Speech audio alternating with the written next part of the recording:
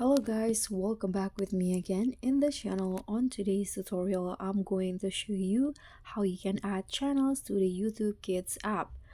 So here I've already opened my YouTube Kids, and as you guys can see, when you open a certain profile on YouTube Kids, videos will be shown. A variety of videos will be shown in here, and if you want to add a certain channel or subscribe a certain channel so that you can easily find it, you can just follow the steps.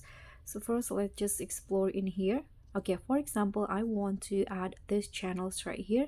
You can just open the channel in here, and there will be this subscribe button at the top, and you can just click on it. And here you can see if it's checks like this, that means you already add the channels to your YouTube Kids app and you already subscribe to it.